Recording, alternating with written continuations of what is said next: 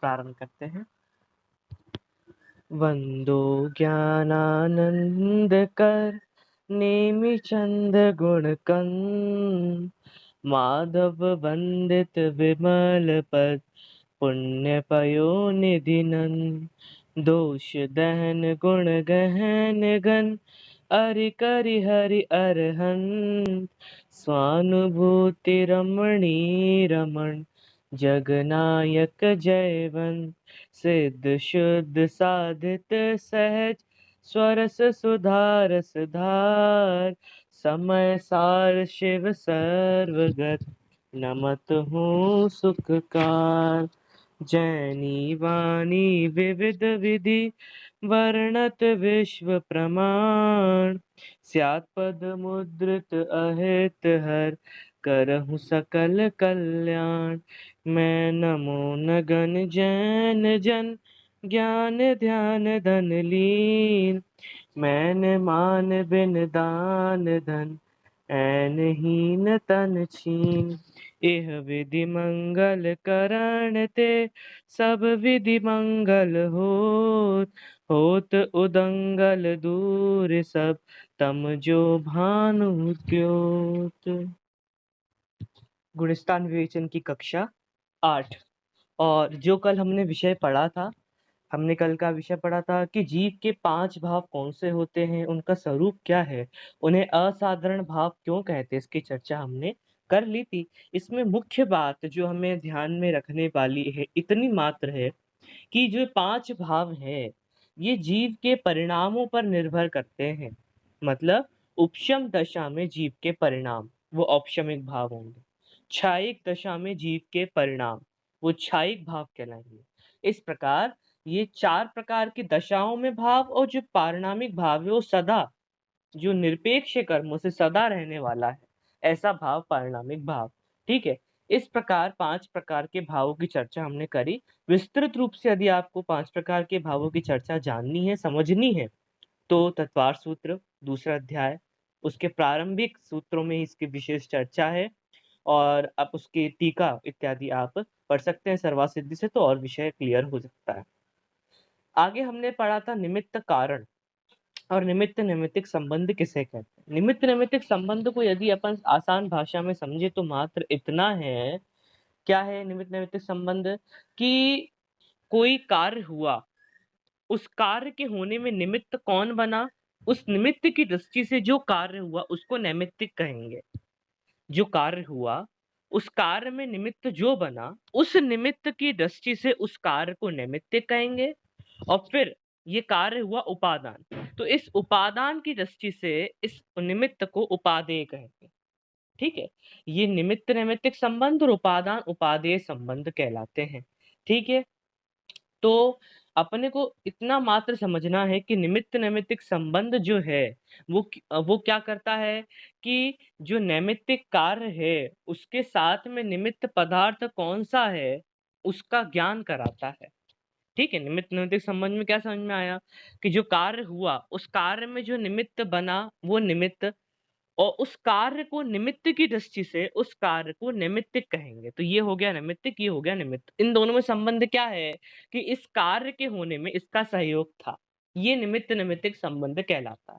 कि निमित्त है और निमित्त की दृष्टि से कार्य हुआ तो उसको नैमित्तिक कहेंगे। और इन दोनों के बीच में संबंध ये है कि जिस कार्य को निमित्त की अपेक्षा से नैमित्तिक कहा जाता है उसी को उपादान की अपेक्षा से उपादेय भी कहा जा सकता है।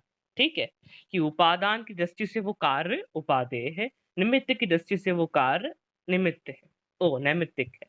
ठीक है, इस प्रकार निमित्त नैमित्तिक संबंध है। निमित्त नैमित्तिक के बीच में संबंध क्या है कि निमित्त नैमित्तिक का कर्ता है। ये इस प्रकार निमित्त नैमित्तिक का संबंध कहलाते हैं। उस संबंध से क्या ज्ञात होता है कि जो भी नैमित्तिक कार्य हुआ, जो भी नैमित्तिक कार्य हुआ उसका निमित्त कौन बना, इस निमित्त की ज्ञान कराने के लिए ये निमित्त नैमित्तिक संबंध कहा जाता है। ठीक है, इस प्रकार। और निमित्त नैमित्तिक संबंध के संदर्भ में पंडित टोडरमल जी, आचार्य कल्प पंडित टोडरमल जी ने बहुत ही बढ़िया खुलासा किया है, जो मोक्षमा प्रकाशक में हमें समझने योग्य है। और यदि आपको विशेष जानना है तो उसका अध्ययन अवश्य करें। ठीक है, अब आगे आज के जो टॉपिक है, आज का जो विषय है 78 वाले प्रश्न से हम आगे बढ़ेंगे। अब यहाँ से थोड़ा मोड़ अलग है, यहाँ से थोड़ी जो प्रश्न है उनकी शैली अलग है। यहाँ थोड़ा कर्णानी योग आ जाता है और यहाँ पर समय की व्याख्या, समय द्रव्यानुयोग वाला समय नहीं, जो एकत्व है वो समय नहीं। यहाँ समय वो एक काल की सबसे छोटी इकाई जो समय है, उस समय की चर्चा है। तो अपन ने अभी पढ़ा था जो उदयावली है। उदयावली क्या पढ़ा था? उदयावली किसको कहते हैं? कि आवली पर्यंत उदय में आने योग्य निषेकों को उदयावली कहते हैं। कितना पढ़ा था? एक आवली पर्यंत उदय में आने वाले निषेकों को उदयावली कहते हैं। उसकी पूरी लाइन को उदयावली कहते हैं। तो ये आवली पर्यंत क्या था? क्या है आवली? किसे कहते हैं आवली? तो इतना तो अपने पता है कि असंख्यात समय जो बनते हैं, असंख्यात समूह का समूह क्या कहलाता है? आवली। ठीक है? तो इसकी डेफिनेशन प्रॉपर क्या है उसको अपन समझते हैं। प्रश्न नंबर 78, आवली किसे कहते हैं? उत्तर, जघन्य युक्त असंख्यात समय समूह को आवली कहते हैं। क्या कहा? जघन्य युक्त असंख्यात समय समूह को आवली कहते हैं। ये इस प्रकार इसकी परिभाषा थी और इसी परिभाषा से हमें आवली का उत्तर देना चाहिए। कोई भी पूछे आवली क्या होता है तो विशेषकर जघन्य युक्त शब्द का प्रयोग करना चाहिए। तो वो एक विशेष पॉइंट है। जघन्य युक्त असंख्यात समय समूह को आवली कहते हैं। ठीक है, चलिए। समय किसे कहते हैं? प्रश्न नंबर 79, समय किसे कहते हैं? उत्तर, एक आकाश के प्रदेश से निकटवर्ती अन्य आकाश के प्रदेश पर्यंत मंद गति से गमन करते हुए परमाणुओं के गमन काल को समय कहते हैं। कितनी बढ़िया परिभाषा! आपने आज तक पढ़ी हो या सुनी हो नहीं पता, लेकिन ये परिभाषा हमने जब पढ़ी थी बहुत नई थी हमारे लिए। क्या थी ये परिभाषा? क्या है समय की परिभाषा? क्या बताई है कि आकाश के जो प्रदेश हैं, आकाश का एक प्रदेश कितना बड़ा होता है? एक परमाणु के बराबर होता है, ठीक है?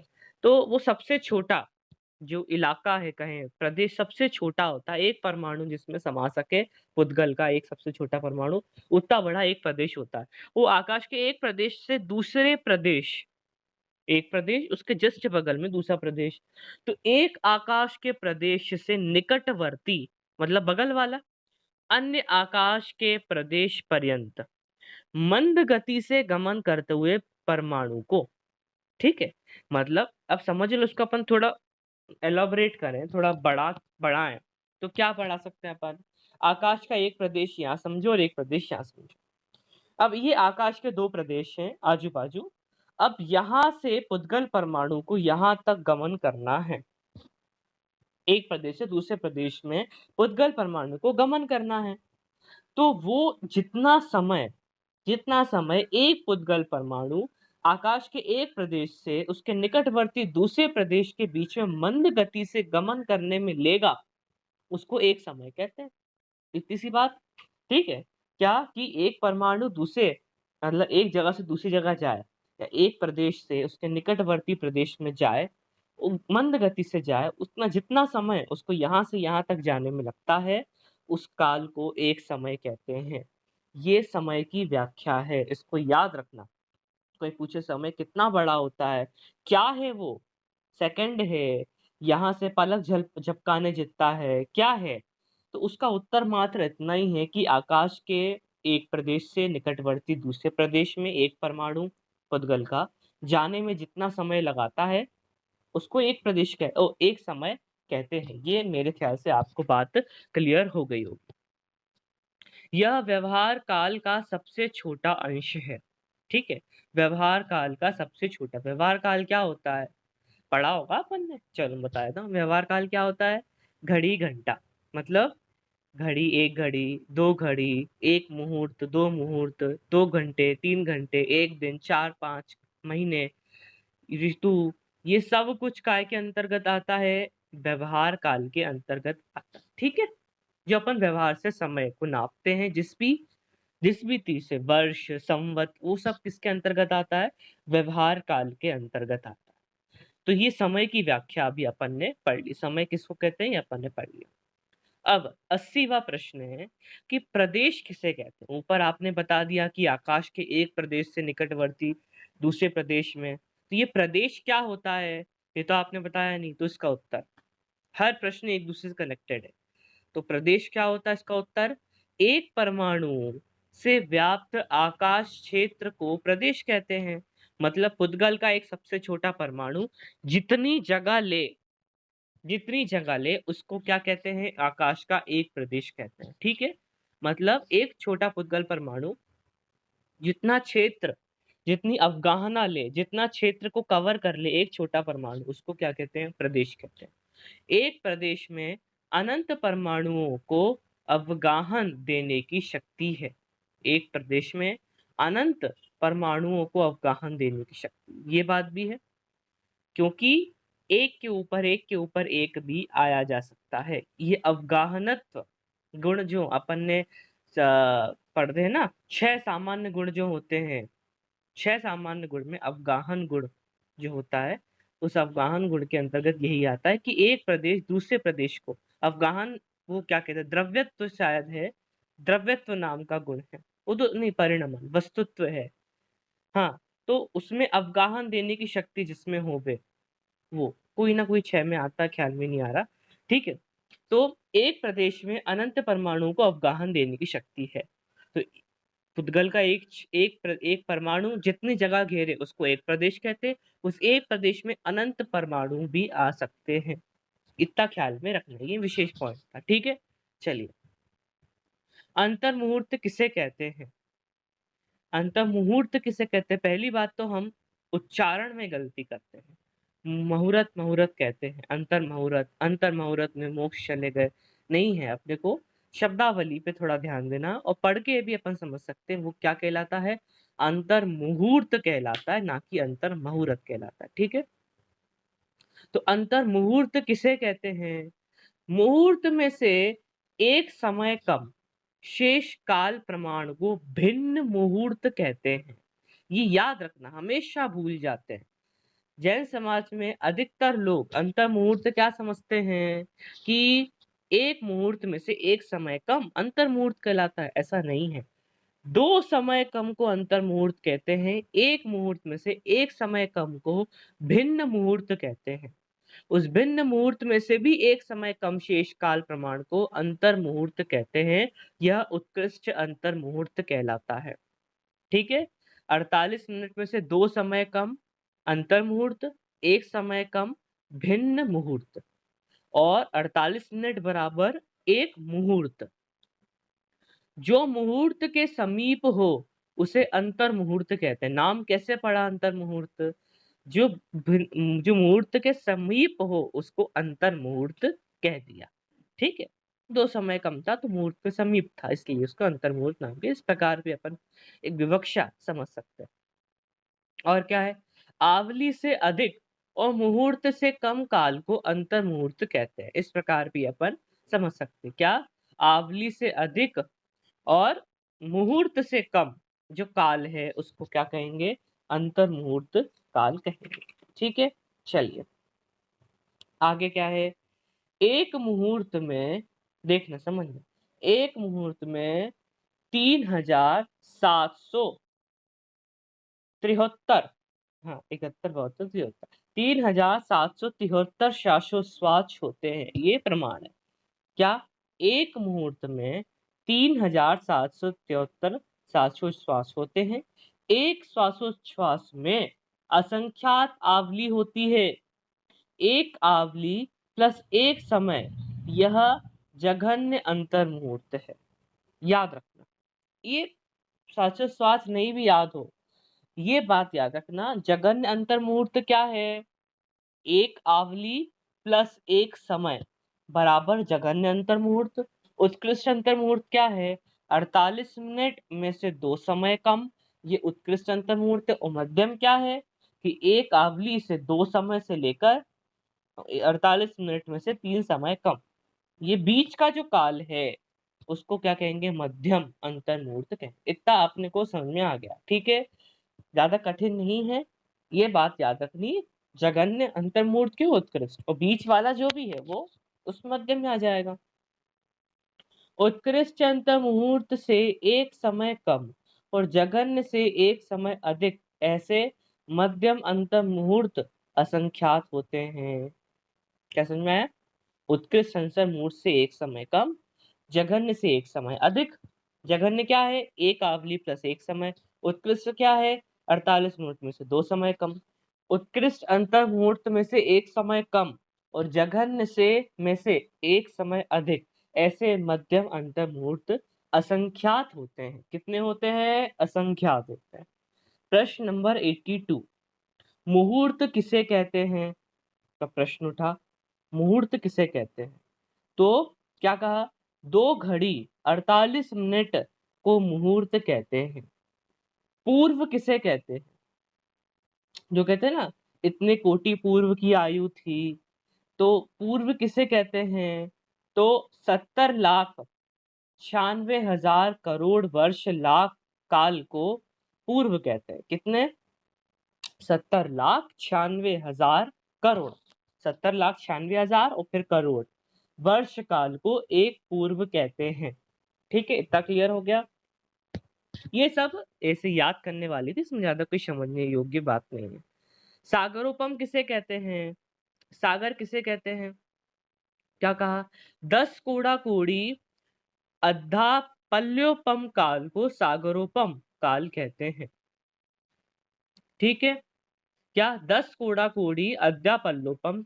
हाँ, अब ये क्या है? अद्धा पल्योपम, तो ये आपको पता होगा कि एक गड्ढा खोदो, फिर ये करो वो करो, फिर एक पल्य, फिर एक व्यवहार पल्य, फिर एक उद्धार पल्य, फिर एक अद्धा पल्य। इस प्रकार 3-4 कूड़ा कूड़ी करोड़ कंतु कंतु करते फिर एक सागर आता है। ठीक है, तो उसकी अपन विषय विशेषण भी यहाँ नहीं करेंगे और यहाँ खुलासा भी इतना दिया नहीं गया। इतना इतना ख्याल में रखें, सागर किसे कहते हैं? 10 कूड़ा कूड़ी, 10 कूड़ा कूड़ी अद्धा पल्योपम काल को सागर कहते हैं। एक सागर या सागरोपम काल कहते हैं। इस प्रकार हमने समझ लिया कि सागरोपम किसे कहते हैं। अब आगे बढ़ते हैं प्रश्न नंबर 75 कि असंख्यात किसे कहते हैं। तो क्या कहा कि संख्यातीत कल्पित राशि में से एक एक संख्या घटाते जाने पर जो राशि समाप्त हो जाती है उस राशि को असंख्यात कहते हैं। ये परिभाषा नहीं है, इसको समझते हैं क्या कह रहे हैं। क्या? असंख्यातीत, संख्यातीत क्या? संख्यातीत, संख्यातीत मतलब कि संख्या से भी आगे बढ़ गए। मतलब एक संख्या होती ना, एक संख्या जो एक जैसे अपन कहते हैं ना, करोड़, 10 करोड़, अरब, 10 अरब, ठीक, खरब, 10 खरब, नील, शंख इत्यादि बहुत सारी है। तो वो एक सीमा होती है संख्या करने की, वो संख्या की सीमा से भी आगे बढ़ जाएं, ऐसी कल्पित राशि, कल्पित राशि कोई सी, मतलब अपन जैसे कहते हैं ना कि नील, तो 10 करोड़ नील इंटू 10 करोड़ नील इंटू 10 करोड़ नील, ये भी संख्या है। फिर इसको जब गिनने बैठेंगे तो भी वो संख्यातीत हो जाएगी। अपन ऐसा गिन, जैसा अभी अपन ने पढ़ा, पूर्व किसे कहते हैं अपन ने पढ़ा, तो क्या पढ़ा कि 70,56,000 करोड़ वर्ष को क्या कहते हैं? एक पूर्व कहते हैं। तो एक करोड़ तो आ ही गया, उसमें क्या और जोड़ दिया? 70,56,000 करोड़। अपन ऐसे लिख दें कि 70 नील 56 करोड़, 70 ऐसे तो नहीं आएगा, हाँ 70 नील 56 करोड़ खरब। तो ये सब क्या है? ये सब भी अपन संख्यात में कर सकते, लेकिन ऐसा एक समय आ जाता है कि अपन उसको लिख ही नहीं सकते, उसको बयां नहीं कर सकते। वो क्या कहलाएगा? संख्यातीत कहलाएगा, उसी को संख्यात कहते हैं। खैर, संख्यातीत कल्पित राशि, संख्यातीत कोई सी भी कल्पित राशि ले लो आप जो संख्यातीत है, उसमें से एक एक संख्या घटाते जाने पर जो राशि समाप्त हो जाती है उस राशि को असंख्यात कहते हैं। मतलब कि अपन ने संख्यातीत कोई भी राशि ली, उसमें से एक एक घटाते घटाते घटाते गए और वो एक समय पर शून्य पर आ गई, संख्यात होकर भी शून्य पर आके समाप्त हो गई, उसको क्या कहेंगे? असंख्यात। और घटाते घटाते अनंत काल तक घटे ही नहीं, उसको क्या कहेंगे? अनंत। समझे? अनंत और संख्यात में अंतर क्या है कि असंख्यात को घटाते घटाते एक समय ऐसा आएगा कि संख्यात होके वो शून्य पर आ जाएगी, लेकिन जो अनंत है उसको कितना ही घटा लो आप, वो शून्य पर नहीं आएगी। उस राशि को अनंत राशि कहते हैं। ठीक है, देखो, जो संख्या, क्या कह रहे हैं, जो संख्या पांचों इंद्रियों का अर्थात मति श्रुत ज्ञान का विषय है उसे संख्यात कहते हैं। क्या? जो संख्या पांचों इंद्रियों का अर्थात मति शुद्ध ज्ञान का विषय है उसको संख्यात कहते हैं। मतलब वो जो संख्या जो हमारे हमारे ज्ञान गोचर है, नील शंख इत्यादि सब जो है पांचों इंद्रियों का विषय बन सके, मति ज्ञान शुद्ध ज्ञान गोचर होवे, उसको क्या कहेंगे? संख्यात कहेंगे।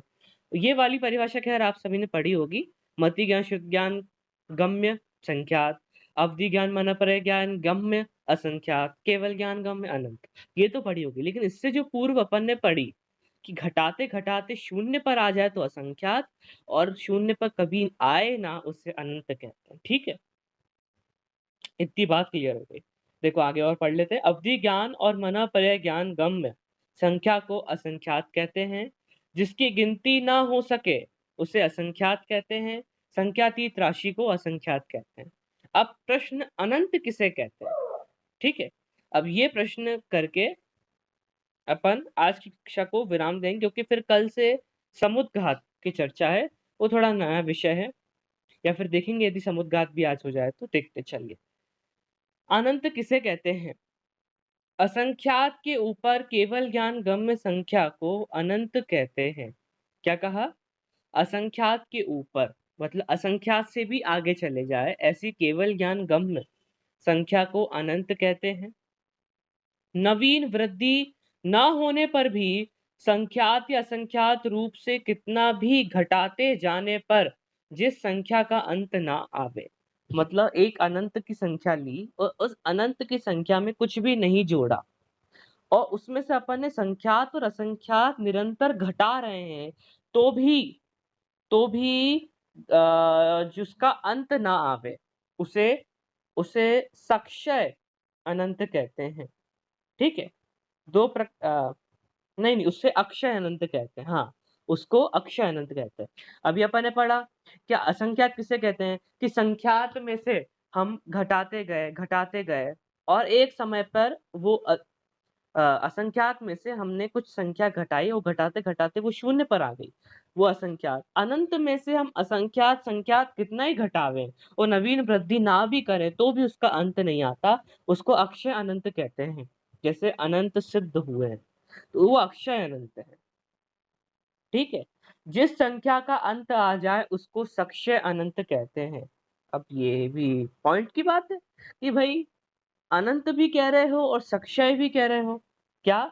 जिस संख्या का अंत आ जाए उसे सक्षय अनंत कहते हैं। कि अनंत भी कह रहे हो आप और उसका अंत भी कह रहे हो। इसकी एक विवक्षा मात्र है कि जिस प्रकार कि संसार का अंत हो जाता, संसार अनंत काल का था, उसका अंत हो गया तो अपन सिद्ध बने, तो वो एक इस प्रकार अंत हुआ। ठीक है, इस प्रकार ले सकते हैं। और भी उसकी कई विवक्षाएं कि अनंत का किसी समय अंत हो गया किसी एक विवक्षा से तो उसको सक्षय अनंत कहते हैं। ठीक है, इस प्रकार की बातें आपको मिलती होंगी शास्त्रों में, ये बात आप लगा सकते हो। समुद्घात किसे कहते हैं? चलिए थोड़ा सा पढ़ लेते हैं। समुद्घात किसे कहते हैं? कि मूल शरीर को ना छोड़कर तेजस कारमान रूप उत्तर देह के साथ जीव प्रदेशों के शरीर से बाहर निकलने को समुद्घात कहते हैं। मात्र इतनी बात है कि मूल शरीर को छोड़े बिना, मूल शरीर क्या है अपना? मूल शरीर अपना कारमान शरीर है। मूल शरीर अपना कारमान मूल शरीर अपना आहारक शरीर है। हाँ, मूल शरीर अपना आहारक शरीर है, उसको ना छोड़कर तेजस कारमान रूप उत्तर देह के, तीन प्रकार के देह हो गए, कौन कौन से? आहारक, तेजस और कारमान देह। तो आहारक देह जो मूल शरीर है उसको ना छोड़कर उत्तर देह जो तेजस और कारमान है उसका देह के साथ जीव के प्रदेशों के शरीर से बाहर निकलने को समुद्घात कहते हैं। कि अपने जीव के प्रदेश भी शरीर से बाहर निकलेंगे आहारक शरीर से, और उसके साथ साथ छोड़कर तेजस कारमान रूप उत्तर देह के साथ। जी हाँ, ठीक है। और उसके साथ अपना उत्तर देह भी साथ में निकलेगा, कारमान शरीर भी अपना पूरा फैलेगा, तेजस शरीर भी अपना पूरा, वो दिखते नहीं है ना इसलिए। और आहारक शरीर को छोड़ते भी नहीं है, ठीक है। तो मतलब इतनी सी बात है कि शरीर को छोड़े बिना अपनी आत्मा के प्रदेशों का आहारक शरीर से बाहर निकलना, इतना आहारक शरीर से बाहर निकलना तेजस और कारमान के साथ, उसको समुद्घात कहते हैं, ठीक है। अ, चलिए, ठीक है। समुद्घात का मतलब क्या है, इसको समझाया है कि सम मतलब सम्यक रूप से, उद अर्थात उत्तरोत्तर, घात मतलब घात करना, सम्यक रूप से उत्तरोत्तर घात करना, उसको, हाँ, वो केवली समुद्घात के लिए धवला में एक बात आई थी, क्या, कि सम्यक प्रकार से उत्तरोत्तर घात करना कर्मों का, उसको क्या कहेंगे, वो केवली समुद्घात कहेंगे। हाँ, अभी अपने जितनी प्रकार के समुद्घात है उसमें से अपन ने 2 प्रकार के समुद्घात का वर्णन इसमें अपन को पढ़ना है, केवली समुद्घात और मारणांतिक समुद्घात। समुद्घात होते कितने प्रकार के हैं, प्रश्न उठा, तो कहा 7 प्रकार के समुद्घात होते हैं। वेदना समुद्घात, कषाय समुद्घात, विक्रिय समुद्घात, मारणांतिक समुद्घात, तेजस समुद्घात, आहारक समुद्घात और केवली समुद्घात, उसको केवल समुद्घात भी कहते हैं, ठीक है। क्या, कौन कौन से, एक बार फिर से दोहरा लें। वेदना समुद्घात, कषाय समुद्घात, विक्रिया समुद्घात, मारणांतिक समुद्घात, तेजस समुद्घात, आहारक समुद्घात और केवल समुद्घात। इस प्रकार 7 प्रकार के समुद्घात होते हैं, आप सभी को नाम याद होना चाहिए।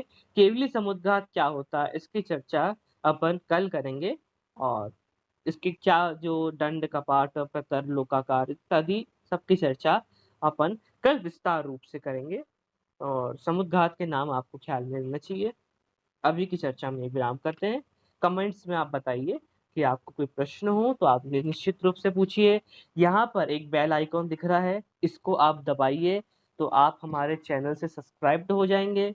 और गुणस्तान विवेचन की यदि आपने कोई सी भी कक्षा मिस करी हो तो यहाँ पर क्लिक करके आप उस कक्षा को सुन सकते हैं। सभी को सादर जय जय।